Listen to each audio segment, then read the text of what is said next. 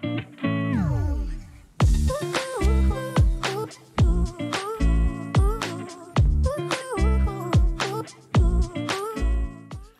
à tous, j'espère que vous allez bien. On se retrouve aujourd'hui pour une nouvelle vidéo Crochet With Me sur la chaîne. Aujourd'hui, je vais vous donner 10 astuces à connaître impérativement si vous faites du crochet. Avant de commencer cette vidéo, n'hésitez pas à vous abonner et à activer la petite cloche des notifications et bien évidemment à commenter cette vidéo tout au long des astuces.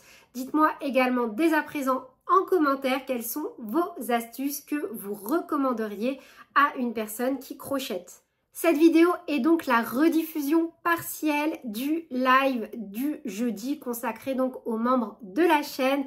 N'hésitez pas si vous souhaitez participer au prochain à devenir membre. Les petits liens utiles sont en description de cette vidéo pour tous les membres de la chaîne. En plus d'avoir accès à tous les lives une fois par semaine tous les jeudis, vous avez également accès à vos 2 PDF au choix gratuitement sur le site internet www.lecrochetdeplume.com. Et on est donc parti avec la rediffusion partielle du live de jeudi dernier. Dans la vidéo du jour, je vous propose donc de crocheter de façon sereine, plaisante, en essayant au maximum du coup de se faire plaisir. C'est vrai que quand on crochette, au début on se lance, voilà, on n'est pas super rodé. Du coup je me suis dit que c'était pas mal de faire une petite introspection sur des choses que j'aurais aimé savoir un peu plus tôt et qui aujourd'hui sont un peu mes nindo dans le monde du crochet. Alors, je vais commencer par la première astuce qui pour moi aujourd'hui est bien évidemment la plus évidente et certainement la plus importante avant de me lancer dans un projet moyen à grand. Il s'agit bien évidemment de l'échantillon. C'est un sujet que j'ai déjà traité en long, en large et en travers, que ce soit sur ma chaîne ou sur le blog. Je trouve aujourd'hui pour moi qu'il est absolument impossible de me lancer dans la création d'un vêtement, tout simplement par exemple d'un pull, sans passer par l'étape création d'un échantillon. J'insiste parce que en fait ça revêt vraiment un caractère, on va dire, au-delà de l'aspect visuel qu'on recherche. Cet échantillon va induire pas mal de conséquences, notamment lorsque l'on suit un tutoriel. Alors, pour vous montrer, parce que j'ai prévu déjà des petits exemples, voici pas mal d'échantillons. Vous voyez, et encore là, il n'y en a pas autant que ceux que je pourrais avoir si je les gardais tous. Je vais en prendre quelques-uns. Du coup, j'ai sélectionné quelques petits échantillons comme ceci. Et voyez, que ce soit du simplement pour le raffia, pour faire des sacs, pour faire des vêtements, ça c'était l'échantillon de ma veste Vénus. Ça, c'est un échantillon de crochet tunisien. Là, on est dans les échantillons que j'avais réalisés pour mon premier livre. Là, on est dans les échantillons d'une veste qui, je crois, n'est toujours pas sortie sur la chaîne et qui sortira certainement en septembre ou en octobre maintenant. Ça, c'est l'échantillon de mon top granny. Et voilà, on en a plein d'autres. Donc là, celui d'une écharpe. Et là, c'était tout simplement quand je vous ai proposé la technique du crochet mosaïque, crochet pixel, comme vous voulez, en réversible, tout simplement. Tout ça pour dire que les échantillons, pour moi, qu'on fasse des petits projets ou des grands projets, c'est vraiment super important. En un, forcément, ils vont nous aider à nous projeter dans notre ouvrage. En deux, ils vont nous permettre de prendre des mesures et de savoir le nombre de mailles que l'on doit monter. Exemple, si j'ai envie de me réaliser un pull ou une veste au crochet, je ne vais pas me lancer à l'aveuglette avec tel fil et tel crochet en me disant je vais faire tant de mailles et je vais voir où cela m'amène. À coup sûr, vous allez devoir faire et défaire au moins minimum une fois, parce que vous allez le faire une fois, vous allez prendre les mesures sur cette fois-ci un grand échantillon, alors que si vous aviez tout simplement fait un petit échantillon, et bien voilà, vous auriez pu rectifier le tir directement et vous épargner, on va dire, un peu de temps perdu. Après, moi, j'aime pas dire que c'est du temps perdu. J'appelle ça tout simplement des petites leçons. Alors, entre deux, à chaque fois, je fais des petites pauses et je réponds au chat. Donc, concernant l'échantillon, on a ensuite le côté pratique. Lorsque vous souhaitez reproduire un modèle, je dis une bêtise, mais par exemple, là, mon pull Yoko, que vous faites un échantillon, que vous voyez que vous ne retombez pas sur le même nombre de mailles, je dis une bêtise, qu'au lieu d'avoir 12 mailles, vous en avez seulement 10, cela veut dire tout simplement que vous travaillez plus lâche que moi. Donc, il vous suffira simplement d'augmenter la taille de votre crochet. À l'inverse, pour le même modèle avec le même matériel, si moi j'ai 12 mailles et que vous en avez 16 ou 18, ça veut tout simplement dire que vous travaillez de façon plus serrée que moi. À ce compte-là, il vous faut augmenter la taille de votre crochet jusqu'à retomber sur le même nombre de mailles et avoir donc cette équivalence entre nos échantillons. C'est super important. En fait, l'échantillon, c'est un peu le prototype de ce que l'on va faire.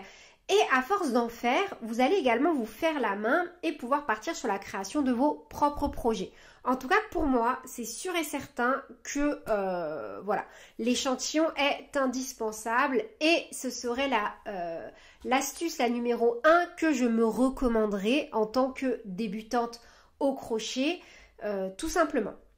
Alors, petit call to action, je vous demande de me dire en commentaire si une vidéo spéciale au secours, mon ouvrage gondole ou se resserre vous intéresse ou si vous voulez que j'en parle tout simplement lors du prochain live. Je m'étais noté pas mal de petites idées comme ça. C'est vrai que j'aurai pas le temps de tout approfondir dans cette vidéo. Donc, je me suis dit que ça pourrait être sympa de vous laisser voilà, choisir tout simplement les sujets et les thématiques à aborder. Pour approfondir sur l'échantillon, j'ai réalisé un article de blog ultra complet sur le sujet qui renvoie lui-même à 2 autres articles de blog, à savoir le principal, comment réaliser un échantillon, le suivant, comment changer tout simplement de matériel, trouver une équivalence de fil, et le troisième qui peut être aussi super sympa, c'est comment savoir combien de pelotes il me faut pour réaliser tel ou tel ouvrage. Pour répondre à toutes ces questions, la réponse est de faire un échantillon, mais du coup, je vous laisserai approfondir par vous-même le sujet s'il vous intéresse. Donc voilà, pour les échantillons, je pense qu'on a fait le tour, mais vraiment, moi, je trouve que aujourd'hui, c'est quasiment impossible pour moi de me lancer dans quoi que ce soit sans réaliser mon échantillon avant. Sachant que j'en ai énormément besoin, surtout lorsque je ne connais pas un fil.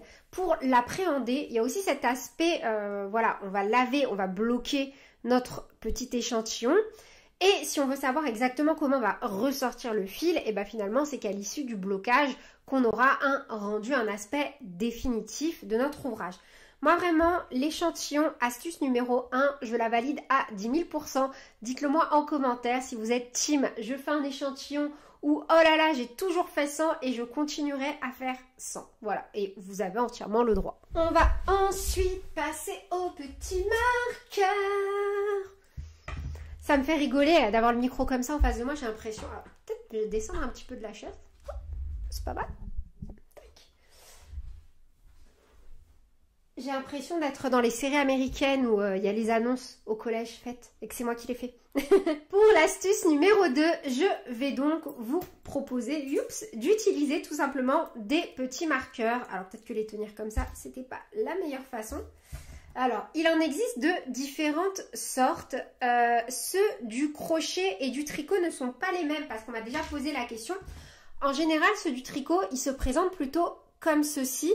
On vient directement les insérer dans les aiguilles à tricoter, alors que ceux pour crocheter ont cet aspect-là. Alors, ceux pour crocheter, on peut également les utiliser pour le tricot, bien évidemment. Cependant, ceux pour le tricot, on ne peut pas les utiliser pour le crochet. Sinon, bah, ils vont rester bloqués car la fin.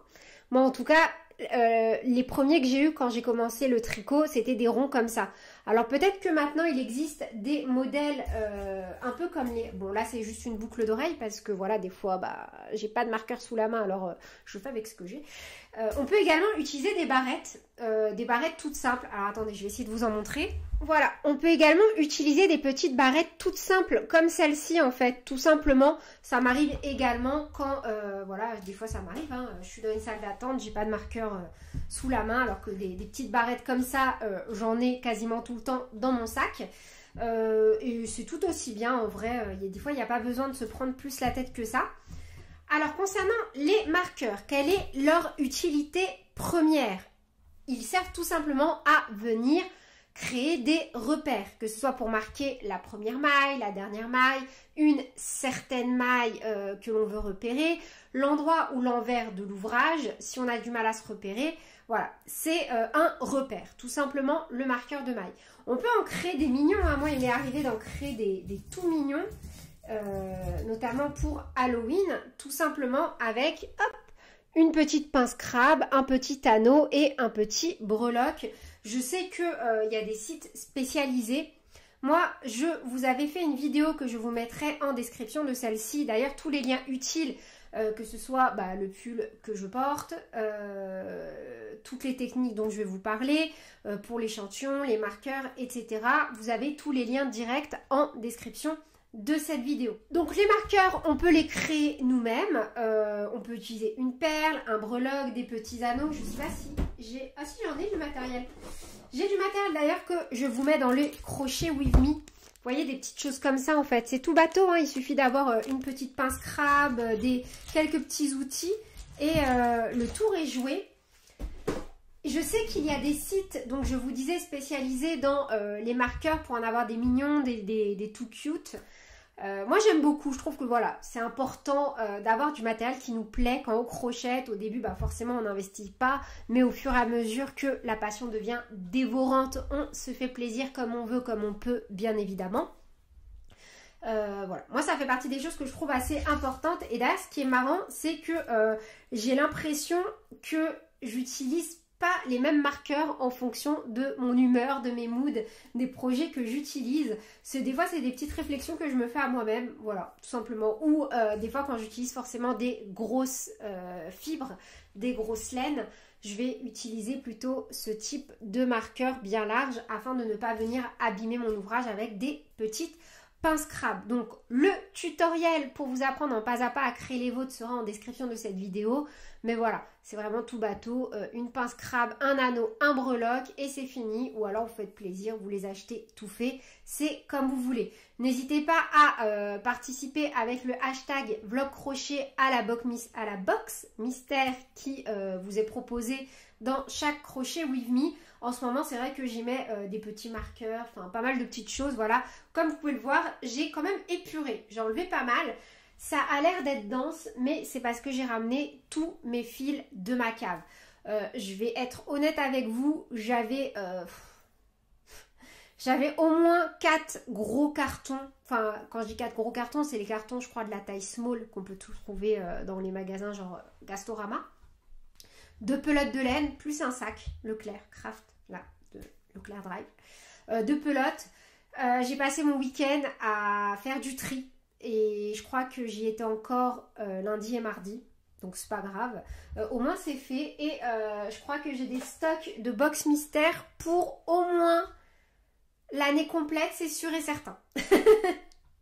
Donc voilà. On enchaîne avec l'astuce numéro 3 qui est de compter ses mailles de façon régulière.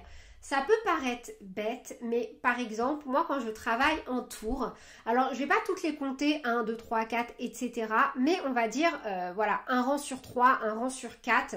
Je me dis comme ça, c'est pas la mer à boire si je dois défaire que 3 ou 4 rangs. Je compte mes mailles. Alors, je vais les compter de façon un peu rapide, je vais dire ça comme ça. Par exemple, si je fais des tours de 62 mailles, je vais les compter 10 par 10 plus 2. Voilà, je vais faire... je vais les compter, je fais 1, 3, 4, 5, 7, 8, 9, 10, 1, et je sais qu'à la fin, il me faudra 2 mailles. Je dis ça parce qu'en fait, des fois, ça peut être rapide et on peut le faire de façon plus intuitive de le faire comme ça. Et si à la fin, on a 3 ou 4, là, on sait qu'il y a un problème. Et à ce compte-là, on refait un tour, un second tour, où cette fois, on les compte 1, 2, 3, 4, 5. Voilà, moi, c'est comme ça que je fonctionne. Ça m'évite de faire des boulettes étalées sur le temps. Comme ça, au moins, je remarque ma boulette plus tôt. ça m'empêche pardon, de faire des bêtises et c'est très bien comme ça. Ça peut paraître bête, mais voilà, pareil, ça aide quand on débute le crochet. Des fois, quand notre ouvrage a tendance à faire ça ou ça, on peut avoir le même nombre de mailles, mais là où c'est embêtant, c'est qu'en fait, à chaque fois, on crée une diminution au début et à la fin, on crée une augmentation ou l'inverse. D'où l'importance également de venir mettre des petits marqueurs. Donc je refais un parallèle avec le point numéro 2 sur la première maille de chaque nouveau rang ou tour. C'est quelque chose que je vous dis également régulièrement tout au long des tutoriels. J'insiste parce qu'on me demande à chaque fois pourquoi tu mets un marqueur, à quoi ça sert. Ça sert tout simplement à se repérer. Ben oui, et le souci, c'est qu'en fait, quand on est lancé des fois dans des lignes droites, Fabienne, eh ben, on oublie de compter. Et je peux comprendre quand des fois le travail semble un peu monotone, que voilà, qu'on crochette devant une série ou en papotant, et ben c'est normal en fait d'être un peu distrait et tout simplement voilà de louper une maille. Alors après c'est pas grave, mais c'est vrai que de compter de temps en temps, ça permet de se rendre compte qu'on a fait une petite bêtise et il vaut mieux le faire de façon, on va dire, régulière, j'ai envie de dire, tous les 5-10 rangs, histoire de ne pas se rendre compte à la fin d'une pièce qu'on a fait une boulette au début, tout simplement. N'hésitez vraiment pas à me dire s'il y a des points en particulier que vous voulez que je détaille dans des vidéos plus complètes. Parce que moi, il y a des choses, forcément, ça me paraît naturel, donc je passe assez rapidement dessus, mais je peux totalement comprendre que, voilà, que ça puisse poser des questions et que vous ayez envie que j'approfondisse un petit peu tel ou tel point, voilà, dans une nouvelle vidéo, dans un nouveau crochet with me. Je trouve que, encore une fois, le format se prête particulièrement bien à cet exercice. Alors, je réponds au chat. Que ce soit les marqueurs ou compter ses mailles, en fait, c'est des erreurs toutes bêtes qui peuvent en fait nous décourager ou nous faire perdre un peu confiance en ce qu'on est en train de faire. Alors que des fois, c'est un peu comme tout dans la vie, hein. Il suffit de tout petits réajustements ou d'ancrer de bonnes habitudes. Et après, une fois qu'on les a, ça devient de l'acquis. Et après, c'est des questions qu'on ne se pose plus à force. En tout cas, moi, c'est mon point de vue. Et j'enchaîne donc avec le point numéro 4 qui va être tout simplement de choisir le bon crochet. Une question qui me revient fréquemment et c'est pour ça que je l'ai incorporée à cette petite discussion entre nous, c'est de vous donner mon avis sur quelle est la meilleure marque de crochet. Quelle est la meilleure marque de crochet? Je ne sais pas. Je ne sais pas. Je ne sais pas et en vérité c'est normal parce que on a tous déjà une façon d'attraper notre crochet différemment. Je vais vous prendre plusieurs exemples avec plusieurs crochets. Ça tombe bien, j'en ai plein.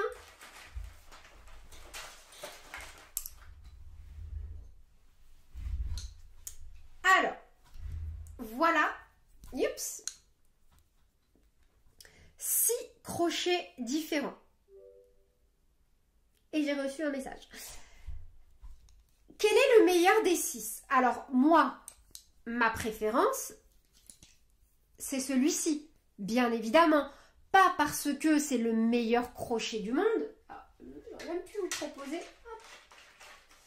un comme ça. Et après, si vous voulez, je vais décortiquer un peu chaque crochet. Pourquoi je l'adore ce crochet?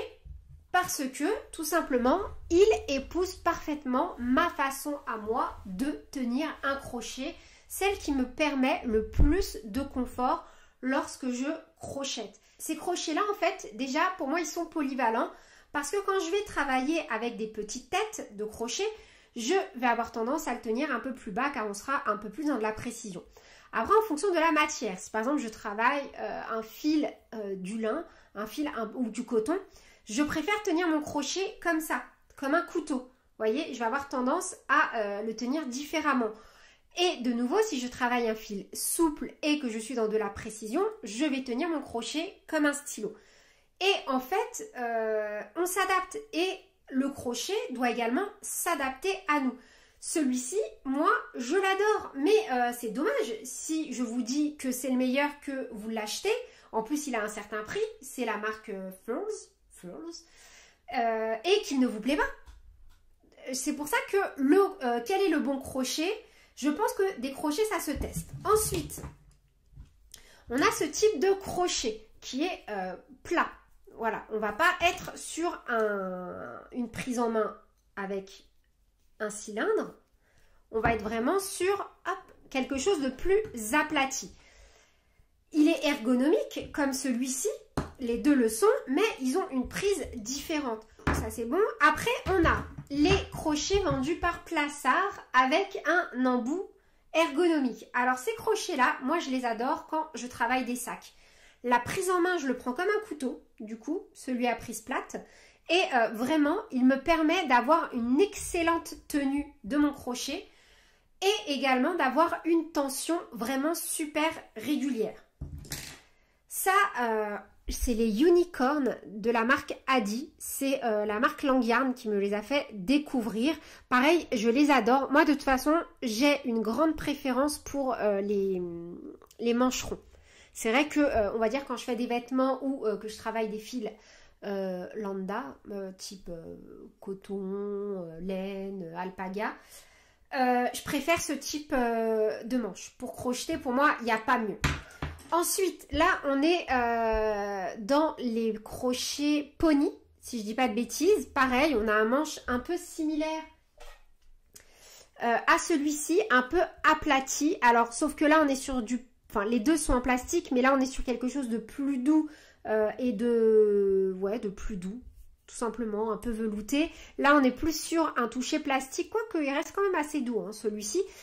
Voilà, pour moi, ces deux crochets-là, honnêtement, quand je travaille, ils se valent. Ce sont d'excellents crochets, ce ne sont pas mes préférés. Après, on a ceux en plastique comme ça, sans manches. Alors ceux-là, on ne les critique pas. Ce sont des crochets premier prix.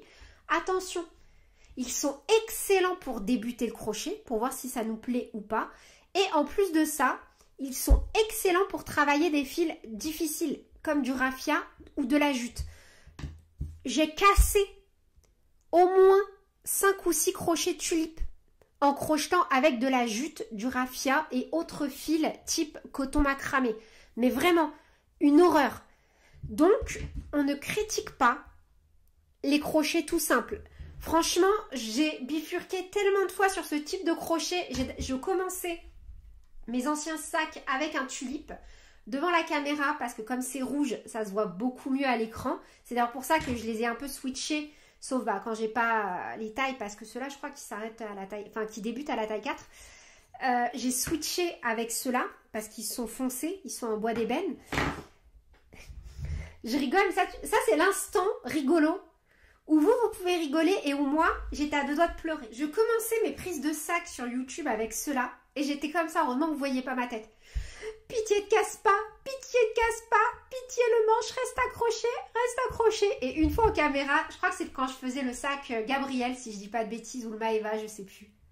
Mon crochet s'est cassé, enfin le manche m'est resté, enfin c'est un peu sorti pendant la vidéo. Et j'ai fait une pause. J'ai pas perdu la face dans la vidéo, mais en vrai, si la cam avait été tournée vers moi, je crois qu'on aurait pu voir une petite larme couler. J'étais là, non, pas encore. Donc, les crochets tulipes, ils sont géniaux. Je les adore. Je ne ferai plus jamais de sac avec ces crochets, sauf si c'est un sac en coton fin. Je rigole, c'est pas drôle, hein. Mais vraiment perdre un crochet en faisant un sac. Donc moi, si vous faites des sacs, je vous recommande ce type de crochet. Là, au moins, on n'a pas de risque que le manche parte. Et du coup, on a moins de chances de pleurer. Voilà. Je vais faire un petit tour dans le chat parce que je pense que mes anecdotes, elles ont dû susciter quelques émus. Mais j'aime aussi beaucoup les unicorns. Parce que les unicorns, ça m'étonnerait que j'arrive... Alors attention, je ne veux pas me jeter l'œil. Ça m'étonnerait que j'arrive à désaxer le manche et le crochet. À voir. Si j'arrive, je vous le dirai. J'espère pas y arriver, mais si j'y arrive, je vous le dirai. Ils sont super sympas. J'ai vu qu'ils avaient sorti la marque Adi des crochets tunisiens et j'aimerais bien les tester aussi. Mais voilà, donc choisir le bon crochet pour sa main. En fait, le crochet, ça se choisit en fonction de ses goûts et de ses envies et de ce qu'on fait. Voilà, tout simplement. Moi, je pense qu'il n'y a pas de vérité absolue sur savoir quel est le meilleur crochet. Parce qu'en plus, vraiment, ça dépend tellement de est-ce qu'on le tient comme un stylo, est-ce qu'on le tient comme un couteau, quelle tension on exerce dessus. Voilà, enfin, moi, je vous conseille de faire tout simplement vos propres expériences. Mais Ziman, je connais pas les crochets de Ziman. Et j'ai pas de Ziman à côté de chez moi. Ah, alors il me semble qu'on peut qu'on peut commander sur Ziman en ligne. Non? Je vais regarder, je regarderai après. Ouais, les unicorns, je les trouve trop sympas. Et moi j'adore, c'est que quand on les tient, c'est bête, hein, mais on a un peu l'impression d'un automassage sur la main. En fait, je sais pas, la forme elle est assez particulière, je sais pas si vous le verrez bien. Mais je les aime aussi beaucoup les unicorns. Voilà. En fait, moi, personnellement, et j'insiste sur le personnellement, car ce n'est que mon avis et ce sont mes doigts, ce ne sont pas les vôtres. Ça se trouve, vos doigts vont détester mes conseils. Et ils auront raison si c'est le cas. Moi, mes préférés du moment, c'est ceux-là. Vraiment, voilà. Il n'y a pas photo pour l'instant. Je ne sais pas. Après, peut-être qu'ils vont créer des nouvelles gammes ou peut-être que je changerai d'avis. Voilà, c'est pas... je pense aussi que ça fluctue avec le temps. Mais j'insiste, hein, les tulipes sont absolument excellents également. C'est juste que comme le manche des tulipes est plat également et que j'ai pris l'habitude de travailler avec ce type de crochet, je les préfère. Mais c'est ça en fait, exactement les filles, vous avez totalement raison. Même d'un ouvrage à l'autre, d'un fil à l'autre, on va préférer utiliser un autre crochet. Tout ce qui compte en fait, c'est d'être bien, et d'être bien au point d'aller à l'astuce numéro 5 qui est de faire des pauses et d'étirer ses mains et son dos. On est bien du crochet jusqu'à son corps. Je vais répondre au chat, mais juste avant, ne négligez pas votre posture et votre outil premier qui n'est pas finalement le crochet mais vos mains. Alors, petite pause plaisir sur cette astuce numéro 5, car le crochet mobilise énormément nos mains, nos épaules, le haut du dos et donc la partie des cervicales.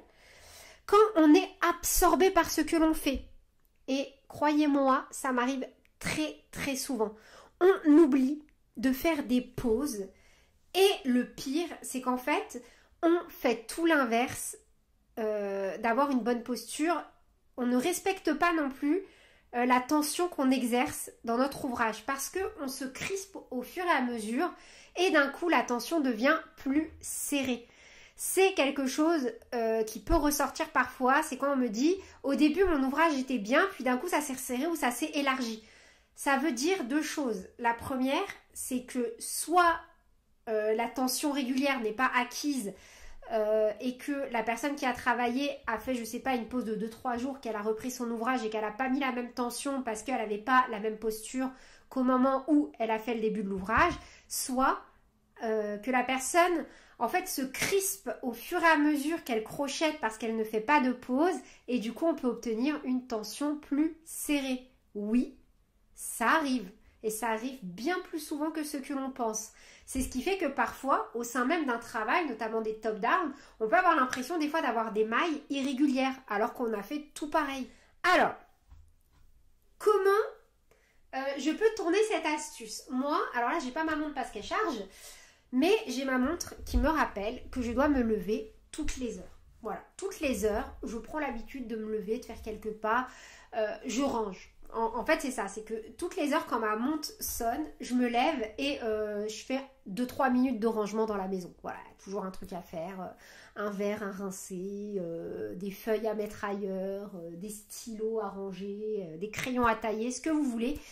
Mais voilà, je fais des pauses, je me lève, j'essaye de ne pas rester assise longtemps et surtout, pendant que je me lève, je fais des petits étirements, que ce soit voilà, tout simplement des levées de bras, des choses un peu comme ça, où je vais venir, on va dire, chercher un peu la tension d'un côté ou de l'autre. Alors attention, je ne suis pas kiné, je ne suis pas mince, le nom m'échappe.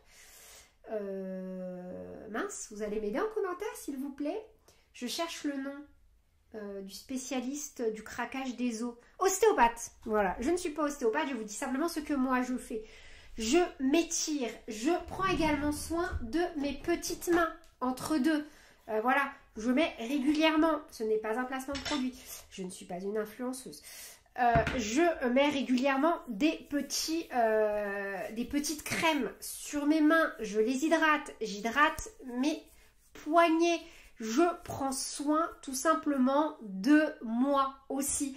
Et c'est super important, ça peut paraître nunuche, ça peut paraître neuneux de dire ça, mais ça va vous faire du bien à vous et c'est des bons comportements qu'on ancre. Parce que rester assis trop longtemps dans la même position, de toute façon, ça ne fait pas du bien au dos, ça ne fait pas du bien au cervical. Vos poignets, pareil, vous en remercieront de les chouchouter, de prendre soin d'eux. Le crochet, surtout si on n'est pas ambidextre, et j'aimerais que tous les ambidextres lèvent la main. Voilà, je ne vois aucune main se lever. Super. On crochette tout le temps de la même main. Ça veut dire qu'une épaule est beaucoup plus sollicitée que l'autre. Pour ma part, c'est l'épaule droite. Voilà, il faut bouger, il ne faut pas se créer de déséquilibre au niveau de votre posture. C'est super important. Moi, en tout cas, c'est quelque chose auquel j'accorde énormément d'importance. La posture, faire des étirements tout simples, que ce soit les mains, les poignets, le dos, les épaules. On s'installe confortablement également quand on crochette. On ne se met pas dans des postures, de toute façon pour moi une posture où on a du mal à sortir ou alors où on sent qu'on a des tensions ou autre, c'était une posture qu'il faudra éviter tout simplement la prochaine fois. On varie les supports. Là moi par exemple pendant que je fais mon live, je suis sur ma... Ouh, je peux même plus faire de tour complet là, je suis trop collée à mon meuble. Je suis sur cette chaise là. Mais je varie, un coup je vais sur mon canapé, un coup je vais sur un autre fauteuil, je varie également les supports, je fais très attention tout simplement à mon dos et à mes cervicales également parce qu'on a tendance lorsqu'on crochette à avoir la tête penchée en avant, ce qui n'est absolument pas bon pour les cervicales. Alors on fait attention. N'hésitez pas également à voir avec votre pharmacien, pharmacienne ou votre docteur. Si vous savez que vous faites beaucoup de crochets, peut-être pourra-t-il vous conseiller pour une ceinture de posture. Je vous dis ça parce que moi personnellement quand je fais du sport, j'en ai une adaptée parce que je fais pas mal de courses. Et du coup, bah pareil, quand on fait de la course, moi j'ai tendance à pas avoir une super bonne posture au niveau de mon dos. Du coup, ça m'aide énormément. Je réponds au chat. Du coup, moi j'ai ma petite montre qui me fait des alertes santé, tout simplement. Enfin, des alertes santé. Des alertes pour quand je me lève, si j'ai pas assez marché, enfin pour pas mal de choses. Je trouve ça assez sympa parce que quand on est dans des activités prenantes comme le crochet finalement, eh ben, on a tendance à se perdre dans ce que l'on fait. Et alors, ça peut être bien pour le moral, ça peut être un bon exutoire. C'est une forme de méditation hein, finalement. De faire du crochet, en tout cas pour moi c'est comme ça que je le vis personnellement et du coup il faut quand même pas oublier bah, voilà, sa posture et ne pas se créer des troubles parce que ça pourrait être dommage de se retrouver bloqué à ne pas pouvoir crocheter parce qu'on n'a pas fait attention à ces petites choses qui peuvent paraître simples et qui peuvent couler de source quand on les dit comme ça, mais finalement si on les a pas ancrées à notre routine et ben on n'y pense pas forcément. Un tout petit, elle est là la caméra. Voilà. Oh, il y a mon bibi ça. Oh, je suis mon bibi d'amour. Oh, je suis mon petit. Moi, oui. Moi, oui. Je peux pas te faire de bisous, je vais te mettre du rouge à lèvres. Oh non. Hors de question de te salir, ma beauté. Oh, ma beauté. Oh, oui. Oui, t'es ma beauté. Tu le sais. Mais si je te fais un petit bisou, tu vas avoir un rouge à lèvres Barbie sur toi. Non, tu peux pas. Oh non, interdiction. Interdiction d'abîmer ton beau pelage. Interdiction. Le point numéro 6, c'est de prendre des notes dans un petit carnet. Donc je vous l'ai déjà montré la semaine dernière. Celui-ci, c'est un nouveau que j'ai débuté il y a quelques semaines. Et c'est vrai que moi, j'aime bien tout simplement faire des petits croquis et noter des choses importantes. Bon, je suis désolée, hein, des fois j'ai des fluctuations de voix à cause des allergies. Parce que je peux avoir à des moments des petits chats dans la gorge ou autre, donc je m'excuse sincèrement. J'espère ne pas faire trop de coupures au montage. Mais voilà, pour moi, faire tout simplement des petits croquis, prendre des notes, sur ce... Alors ça, je crois que je vous l'avais déjà montré, donc je vais essayer de vous montrer un autre. Voilà. Prendre des notes sur des encours, voir les jeux de couleurs, noter, faire des tests. Pour moi, c'est vraiment super important et c'est quelque chose que je vous recommande. En fait, on est là sur de l'aide-mémoire et aussi sur un journal créatif. J'aime vraiment énormément le concept. On va pouvoir y consigner tout simplement nos idées, nos ratés aussi, parce que c'est important. Les ratés sont des expériences. Il faut toujours les garder comme des événements positifs qui nous aident à progresser vers de futurs succès. En tout cas, moi, c'est vrai que je garde aussi des notes de quand je fais quelque chose et que ça me plaît pas, que c'est pas top. Comme ça, au moins, je sais que je ne devrais pas le refaire la prochaine fois. Donc, pour le petit carnet, pour moi, c'est essentiel. Voilà, on voit également, tout simplement, on peut noter, également les idées, nos inspirations du moment. Pourquoi pas couper des petits morceaux de pelote également, faire un mixte avec le petit classeur, avec les échantillons que je vous ai déjà proposé sur la chaîne. Je pense que voilà, le petit carnet de notes, on peut vraiment en faire un guide de la créatrice ou du créateur, notamment si vous voulez vous lancer dans la création de vos propres modèles. Je vous renvoie de toute façon pour approfondir un peu plus sur le sujet sur l'épisode précédent du crochet with me. Moi, ce que j'aime beaucoup dedans, c'est que même on peut, si vous voulez, vraiment suivre un projet, on va dire de façon un peu plus interactive. Enfin, non, c'est pas interactif.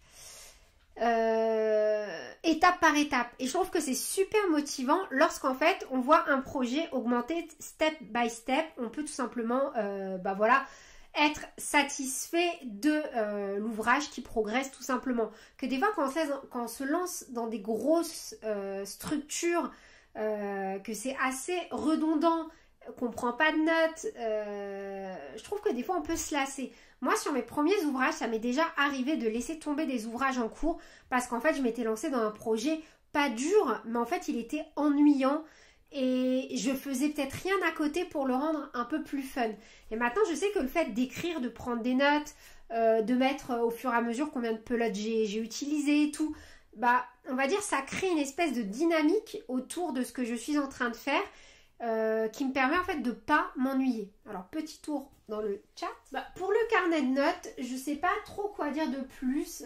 Je pense qu'on pourrait très bien envisager un mix avec entre le carnet créatif et le petit classeur des échantillons que je vous ai proposé.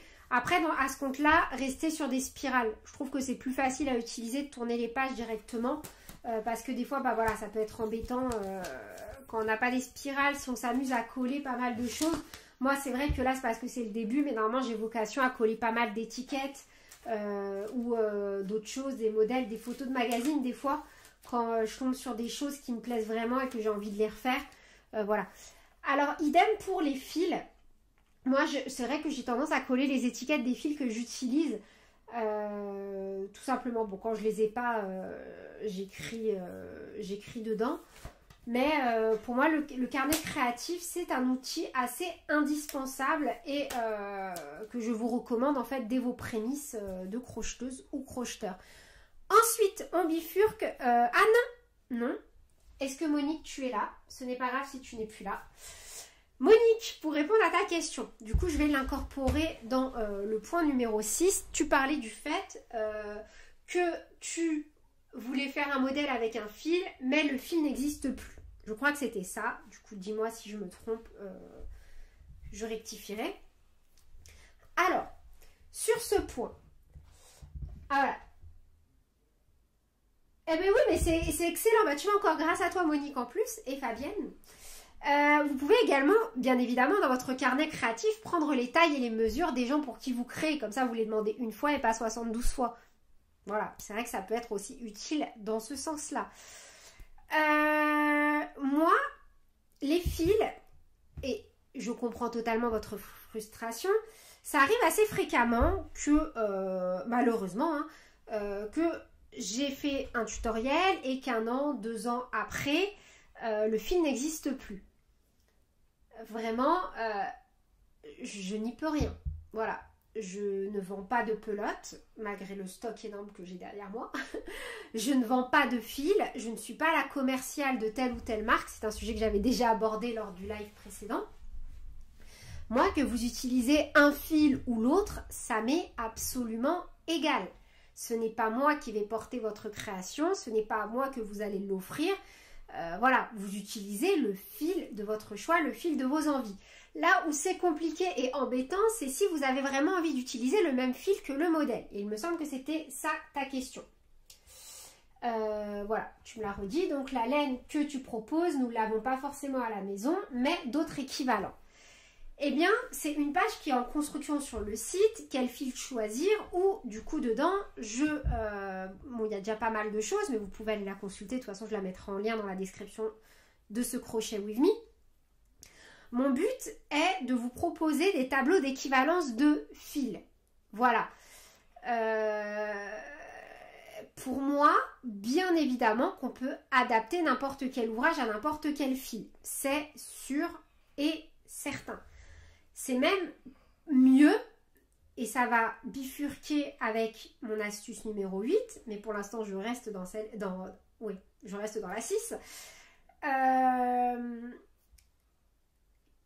L'échantillon. Voilà, je repars sur le 1. Tout part de l'échantillon.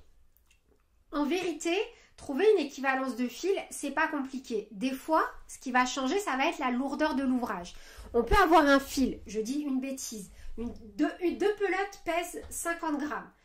Elles ont quasiment la même épaisseur, mais il y en a une qui va faire 100 mètres et l'autre 120 mètres.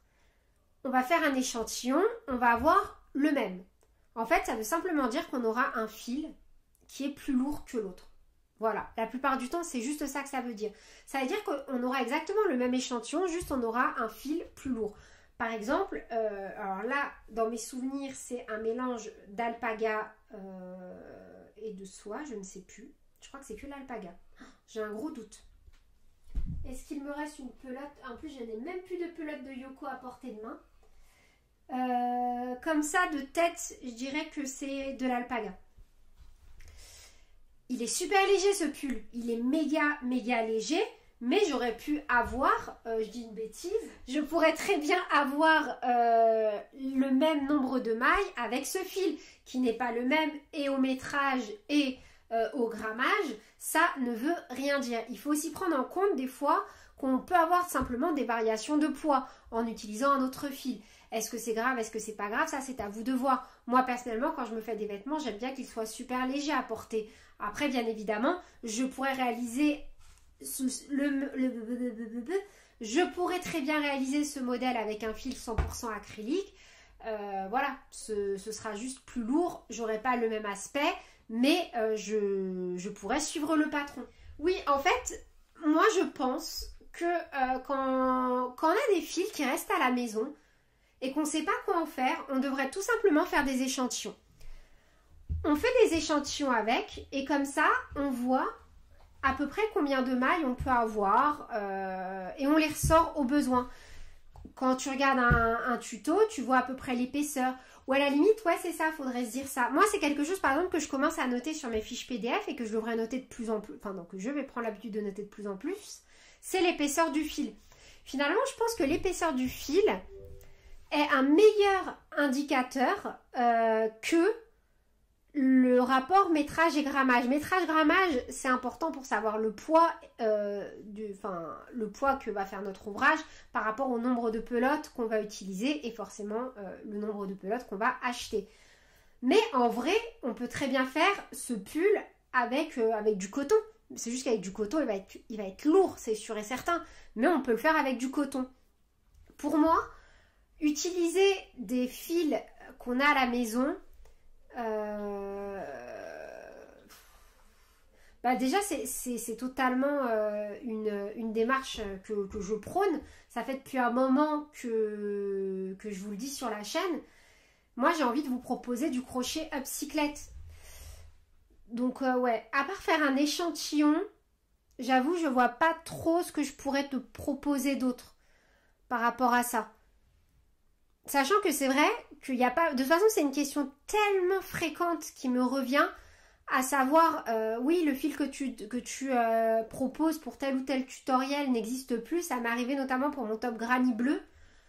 La question elle m'est revenue tellement de fois, le fil n'existe plus, le fil n'existe plus. Mais c'est pas grave, prenez une équivalence, on s'en fiche. Moi, encore une fois, je vais pas vous faire de forcing pour un fil. Prenez le fil qui vous convient. Même au mieux, vous allez dans une mercerie, vous montrez le modèle ou la référence du fil que vous voulez à la personne qui est à l'accueil et elle saura vous guider vers une équivalence. Je pense que il faut pas en fait systématiquement se dire je veux absolument faire ce tutoriel avec ce fil. Voilà, c'est quelque chose d'important pour moi et j'insiste sur le fait que bien évidemment que j'ai des collaborations avec des marques, de très belles collaborations. En plus, vous le savez, j'en fais pas énormément. Je suis quand même assez régulière. Par exemple, il y a Langyard, c'est une marque, je crois que j'ai commencé avec eux, j'avais même pas 10 000 abonnés. Ils me demandent rien en fait. Ils me demandent pas de lire un texte, ils me demandent pas d'en faire des caisses dans une vidéo. Ils s'en fichent. Eux, tout ce qu'ils veulent, c'est que des créateurs utilisent leur fil et que je pense qu'ils partent du principe que si les créateurs aiment leur fil et qu'ils aiment les utiliser vraiment sur du long terme, ça veut tout simplement dire que c'est une marque fiable. Et en fait, moi, c'est vraiment ce genre de choses que je prône. Et c'est quelque chose aussi que je fais beaucoup, c'est acheter mes propres fils. Parce que j'aime bien faire de nouvelles découvertes et que j'ai pas envie en fait de me sentir avec la corde au cou avec une marque. Parce que forcément, si on m'envoie des fils, bah, quelque part, je me sens redevable de proposer au moins un modèle avec. Donc voilà. Moi, cette question de fil, d'équivalence et tout, je pense qu'il faut se sentir libre quand on crée, faire ce qu'on a envie et ce qu'on aime. Moi la première, voilà, c'est quand on me dit ah bon tu te fais pas payer pour tes vidéos ou autre, absolument pas, non, c'est vrai que je reçois de temps en temps des fils de la part des marques avec qui je collabore à long terme, tout simplement parce que c'est des marques que j'aime vraiment, en qui j'ai confiance, que j'aime la qualité de fil, que j'aime leur mood, leur façon de penser, la liberté qu'ils ont envers moi, voilà, chacun fait ce qu'il a à faire de son côté. Moi, je pense qu'il faut se faire plaisir, faut être libre et des fois, enfin franchement, si le pull il fait 4 cm de plus que ce qu'on avait prévu, c'est pas grave. Alors de moins, je peux comprendre que ce soit embêtant parce que je suis team. Je déteste être engoncée dans mes habits. Voilà, encore une fois, je pense que j'ai rien à prouver de ce côté-là. Tout ce que je porte, c'est assez ample. Voilà. Donc, je continue de vous répondre dans le chat. J'aime bien, c'est dynamique. Mais c'est exactement ça. En fait, je pense que c'est important de tester ses fils. Déjà, si on a envie de se faire plaisir et d'acheter pas mal de fils différents, moi, c'est ce que je fais quand je vais dans une nouvelle mercerie que je connaissais pas. Et en plus, sur Paris, j'ai la chance de pouvoir découvrir, on va dire, des marques un peu atypiques dans des petites merceries de quartier. Et ce que je fais, en fait, c'est que je prends une pelote de chaque. Et oui, des fois, ça arrive. Alors, bizarrement, sur ce type d'achat, ça ne m'est jamais arrivé de ne pas retrouver de référence sur Internet. Bizarrement.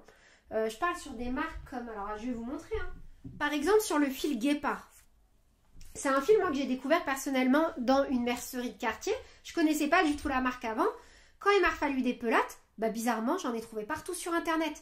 Donc, c'est pour dire que, malheureusement, oui, des fois, bah, on n'a pas le même fil, peu importe, parce qu'il n'existe plus, parce que c'est un fil, comme tu dis aussi très bien, Fabienne, qui est hors budget, et ce qui est totalement normal, il faut aussi respecter son porte-monnaie. Et ben, on s'adapte et on prend un autre fil. Pour moi, il est impératif de faire ses propres tests, écouter sa créativité, écouter son budget. Et on peut avoir de merveilleux résultats en utilisant des fils pas chers.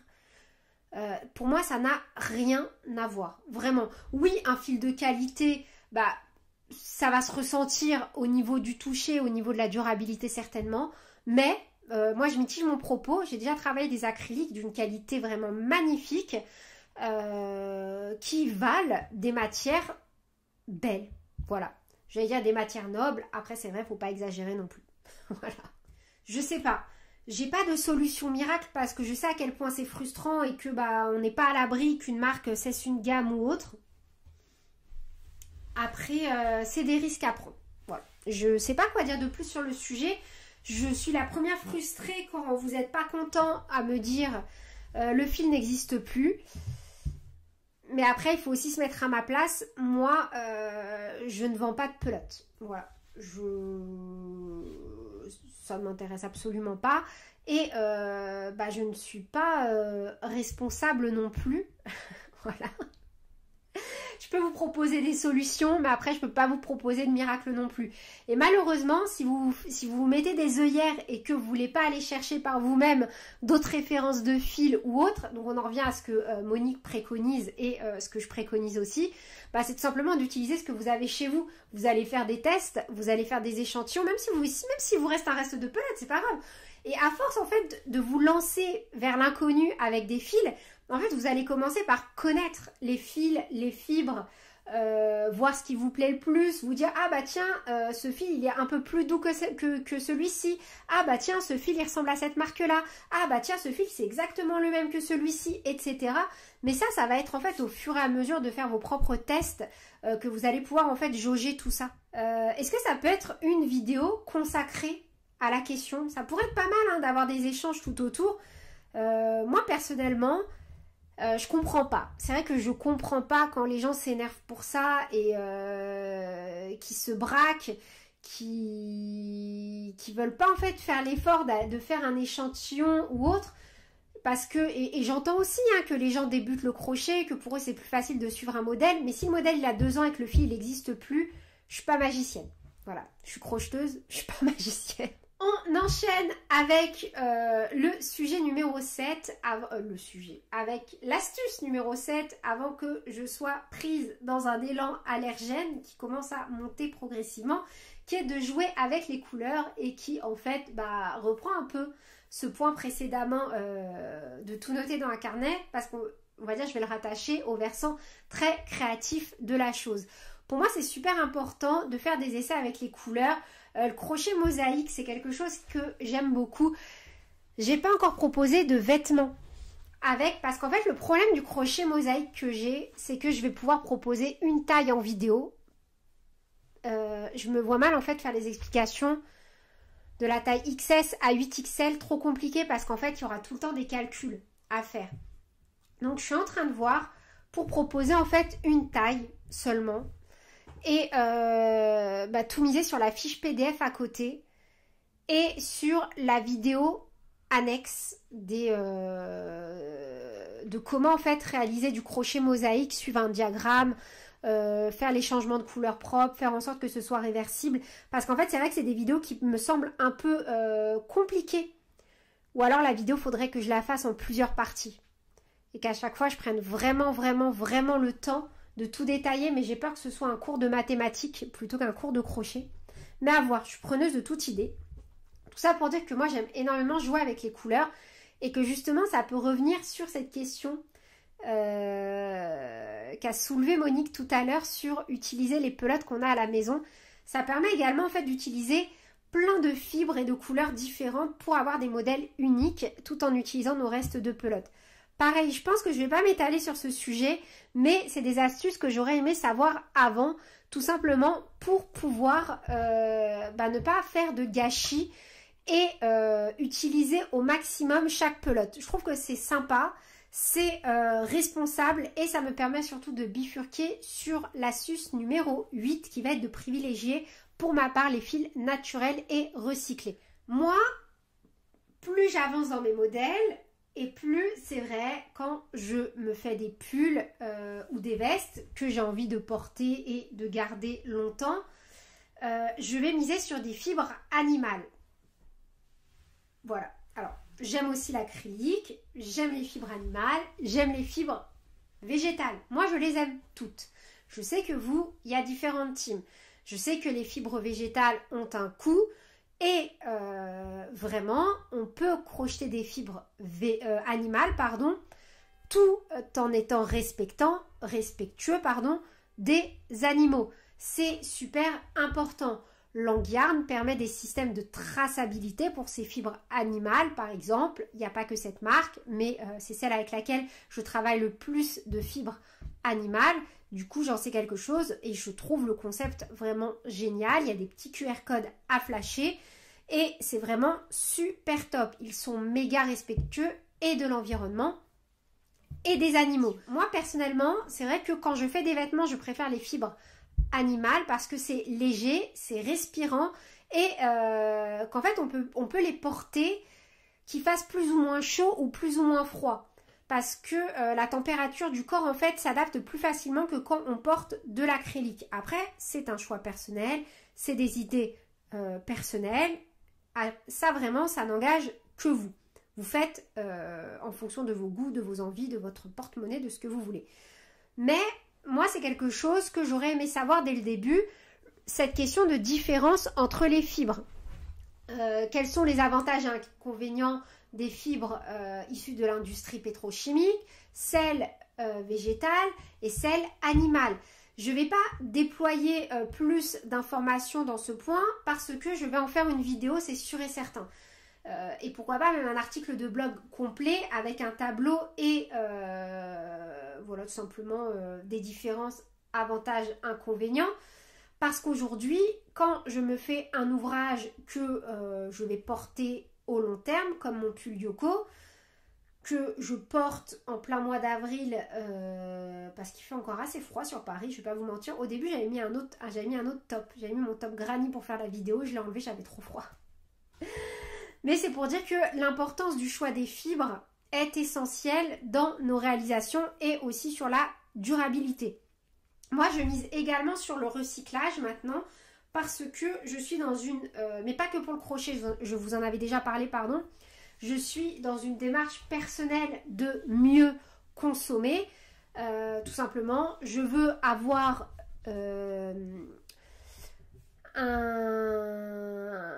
un appartement plus minimaliste. Je veux consommer de façon plus responsable pour la planète, moins de gâchis, tout ça. Et donc je me pose forcément des questions et ces questions je les retrouve forcément dans le crochet. Donc je rejoins encore Monique sur le fait d'utiliser ces restes de pelote. On peut faire de magnifiques ouvrages avec des restes de pelote et ça, il y a déjà 2 pulls de programmés sur la chaîne. Je crois que le premier sort fin septembre si je dis pas de bêtises. Voilà, c'est acté pour moi sur la chaîne. Je veux vous motiver à utiliser vos restes de pelote pour créer même des vêtements. Pour moi, c'est super important. Mais vous ne pourrez pas le faire si vous n'êtes pas OK avec la notion d'échantillon.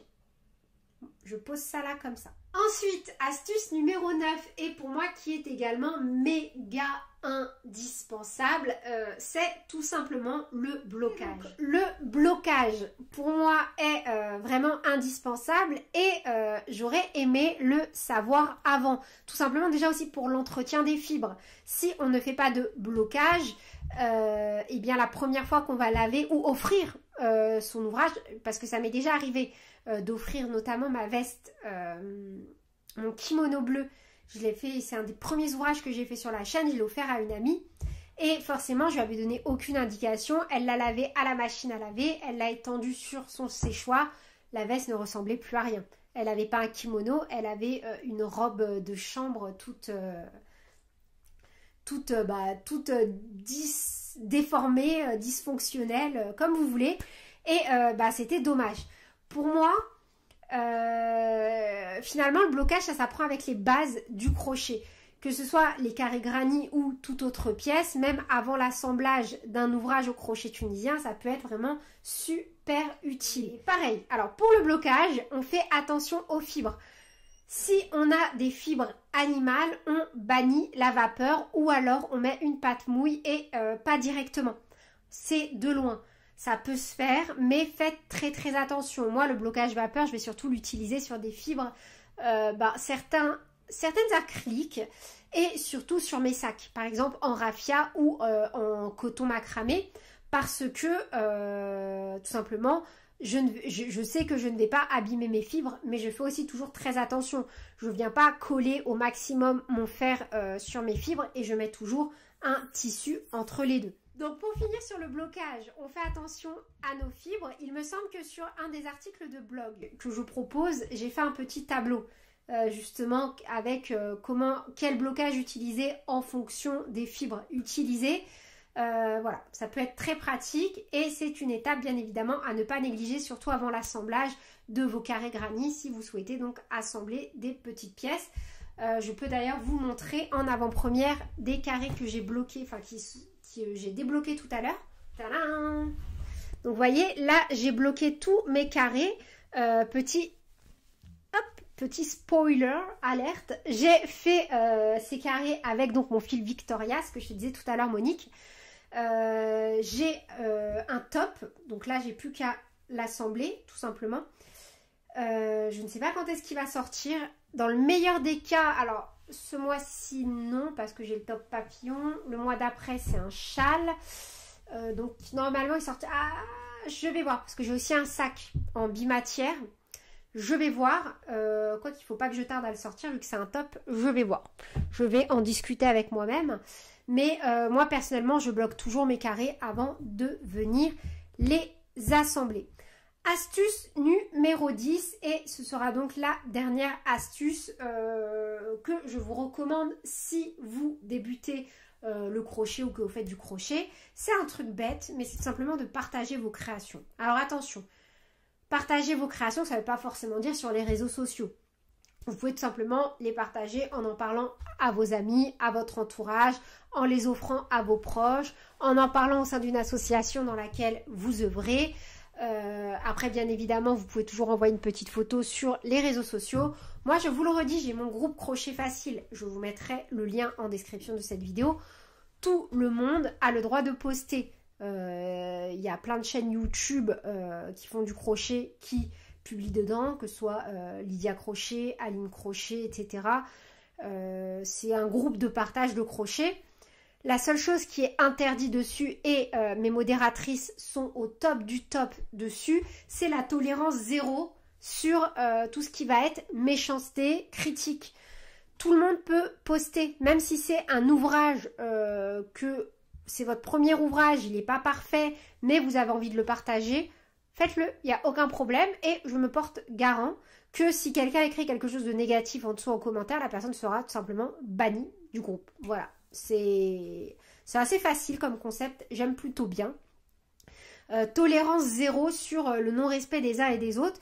Et ça peut être sympa parce que ça me tenait à cœur parce que c'est quelque chose qui est énormément revenu lors de mes échanges avec mes premiers abonnés sur YouTube. J'aime pas dire abonnés, mes premières copines sur YouTube. Oui, j'ai beaucoup de copines, j'en ai plus de 200 000. Mais c'est que les gens n'osaient pas poster parce qu'ils n'aiment pas les réseaux sociaux, la méchanceté des gens et tout, et chose que je peux totalement comprendre. Mais je me suis dit que j'allais justement agir dans ce sens et proposer quelque chose sur mon groupe d'un peu plus safe, qui ressemble tout simplement à l'essence de ma chaîne, un peu ce qu'on peut retrouver aussi en commentaire. C'est pour ça que je fais très attention à mes commentaires également et que je les filtre pour pas qu'il y ait de méchanceté ou autre échangée en commentaire. C'est super important pour moi en fait de pouvoir s'exprimer dans des places tout simplement safe où on peut parler, dire ce qu'on pense sans se faire attaquer tout simplement en récompense. Vous pouvez, voilà. Après, si vous n'êtes pas à l'aise non plus avec ça, que vous voulez simplement me le partager, alors moi j'adore ça. Voilà, je pense que celles qui le font déjà pourront vous le dire. Vous m'envoyez sur Insta, Facebook ou en mail si vous n'avez pas de réseaux sociaux, ce que je comprends totalement. Moi, encore une fois, si c'est pas le crochet de plume, j'ai pas de réseaux sociaux. J'ai un vieux compte Facebook parce qu'en fait, à l'époque, on ne pouvait pas créer de page Facebook si on n'avait pas de profil. Facebook, il fallait impérativement avoir un profil pour créer une page, mais il n'y a rien dessus. Enfin, même, c'est même pas, même des fois, quand on me demande en ami dedans, non. Parce que, en fait, c'est pas, je dois avoir 15 amis, mais c'est des vrais amis que j'ai dessus, dans le sens où c'est des amis d'enfance, ou enfin, des gens, des amis, quoi. des amis ou ma famille.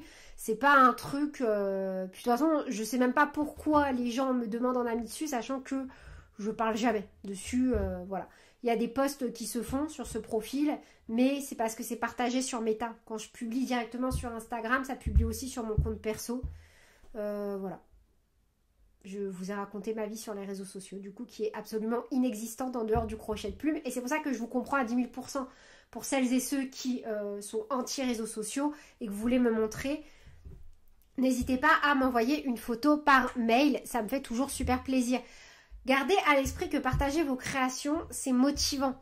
Parce que voilà, des fois, on a besoin que certaines personnes nous ouvrent les yeux et nous rassurent sur ce qu'on fait. Nous, on peut ne pas être convaincu de quelque chose en disant « Oh non, j'aime pas, oh c'est moche, oh c'est raté » et avoir quelqu'un en face de nous qui va nous dire « Mais non, mais n'importe quoi, c'est trop bien, c'est trop beau ce que tu as fait, waouh, c'est toi qui l'as fait ». C'est gratifiant, ça fait du bien au cœur, ça valorise notre travail et voilà, on recherche ce genre de bonnes ondes. Quand on crochette, c'est important. L'astuce numéro 10 peut paraître banale comme ça, mais entourez-vous de belles personnes, de personnes qui vont valoriser votre travail, qui vont vous encourager tout simplement dans votre créativité. La personne ayant donc remporté la box mystère du dernier crochet With Me apparaît quelque part à l'écran. Je lui laisse donc m'envoyer un petit mail afin que je puisse lui faire parvenir sa petite box. Si vous aussi vous souhaitez participer au tirage au sort de la prochaine pour tenter de remporter donc une box mystérieuse avec au minimum 500 grammes de fourniture, que ce soit des pelotes ou du matériel de mercerie divers et variés provenant tout droit de mon stock, de mon stash. N'hésitez pas à commenter cette vidéo avec le hashtag vlog crochet. Sur ce, je vous remercie infiniment d'avoir suivi cette vidéo, surtout si vous êtes arrivé jusqu'au bout. Je vous fais d'énormes bisous et prenez bien soin de vous. À très bientôt pour de nouvelles vidéos. Bisous!